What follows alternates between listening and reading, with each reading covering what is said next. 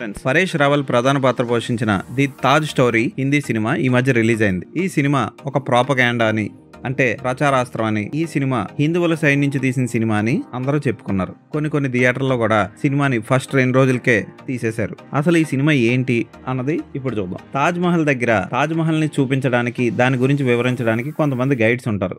ఆ గైడ్స్ లో ఒకడే హీరో పరేష్ రావల్. ఆయన ఏజ్ అయిపోయిన గైడ్స్ కోసం పోరాటాలు అవి చేస్తూ ఉంటాడు. అలాంటి సమయంలో ఓ రోజు ఫ్రెండ్స్ తో మందు కొడుతూ షాజహాన్ ఈ తాజ్ మహల్ కట్టించలేదని, కడితే పైన గోపురం, కలసం ఎందుకుంటాయి, చంద్రవంక ఇవన్నీ ఎందుకుంటాయి, అవన్నీ త్రిశూలంలో ఎందుకు కనపడతాయని ఫ్రెండ్స్తో మాట్లాడతాడు. అది వీడియో తీసి రికార్డ్ చేసి ఇంటర్నెట్ మొత్తం స్ప్రెడ్ చేస్తారు అతని ఫ్రెండ్స్. ఆ తర్వాత అతన్ని గైడ్ పొజిషన్లోంచి తీసేస్తారు. అతని కొడుకును కూడా గైడ్గా తీసేసి సెక్యూరిటీ గైడ్గా పెడతారు. ఇలాంటి కష్ట సమయంలో అతను హైకోర్టులో తాజ్ మహల్ షాజహాన్ కట్టించలేదని పిల్లేస్తాడు.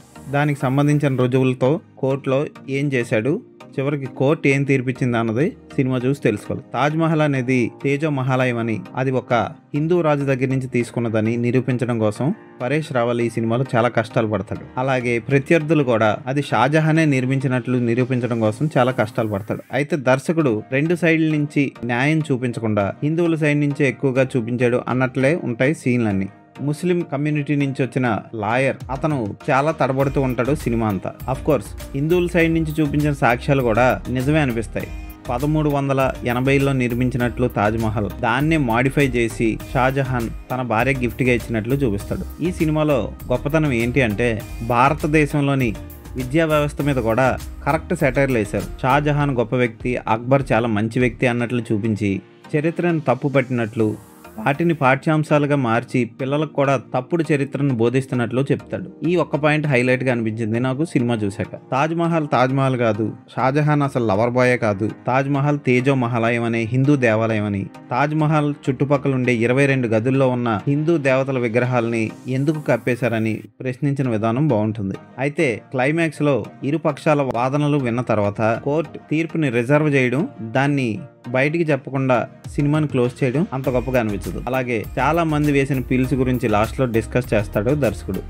పరేష్ రావల్ కొడుకుగా నటించిన వ్యక్తి, ఇద్దరు బాగా యాక్ట్ చేశారు. కోర్టులో లాయర్ గా చేసిన వ్యక్తులు కూడా బాగా చేశారు. పరేష్ రావల్ కోడలు, కూతురు, మనవలు కూడా వాళ్ళ పాత్రలకు తగ్గట్టు న్యాయం చేశారు. పర్వాలేదు అనిపించింది ఈ సినిమా. ఇంట్రెస్టింగ్ గానే సాగుతాయి వాదనలు. అలాగే సాక్ష్యాల్ని తారుమారు చేయడం కోసం చేసిన ప్రయత్నాలు కూడా ఆకట్టుకుంటాయి. కోర్టు సెట్టింగ్ లో బడ్జెట్ లో తీయడం వల్ల అంత రిచ్ గా అనిపించదు. ఓ మై గాడ్ తర్వాత పరేష్ రావల్ అలాంటి మంచి కసి ఉన్న పాత్రని ఈ సినిమాలో పోషించారు. మీకు చరిత్ర మీద అవగాహన ఉన్న, ఇలాంటి రహస్యాలు, శోధనల మీద ఇంట్రెస్ట్ ఉన్న ఈ సినిమాను ఒకసారి చూడొచ్చు. పర్వాలేదు అనిపించింది ఈ సినిమా. ఇటు హిందువులదా అటు ముస్లిందా అని చెప్పకుండా దర్శకుడు కూడా మధ్యలోనే ఆపేయడం అంత గొప్పగా అనిపిస్తుంది. సీన్లో పరేష్ రావల్కి వ్యతిరేకంగా కొంతమంది బోర్డులు అయి పట్టుకొని నినాదాలు చేస్తూ ఉంటారు. ఆ బోర్డు మీద యాంటీ నేషనల్ అని రాయకుండా ఆంటీ నేషనల్ అని రాశారు. దాన్ని సెన్సార్ వాళ్ళు ఎలా యాక్సెప్ట్ చేశారు, డైరెక్టర్ అలా చూడకుండా ఎలా వదిలేశాడో నాకు అర్థం కాలేదు. అయితే విలన్ సైడ్ అన్నా ఉండాలి, అయితే హీరో సైడ్ అన్నా ఉండాలి అన్నట్లు ఏదో ఒక సైడ్ తీసుకుని ఉంటే బాగుంది. హిందీలో రిలీజ్ అయింది, థియేటర్లో రిలీజ్ అయింది. ఈ సినిమాకి నేను ఇచ్చే రేటింగ్ 3/5.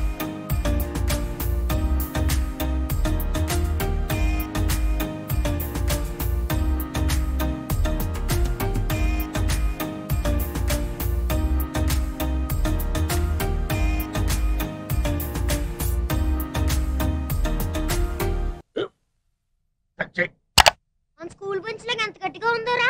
కొట్రా, కొట్టు, పర్లేదు, కొట్టు. పెట్టేసింది బాబాయ్. ఏంటి నువ్వు కొడతావా? కమా బిట్ మీ యార్. వద్దు బాబాయ్.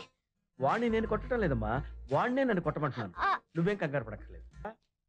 అడుగుతావేంటి?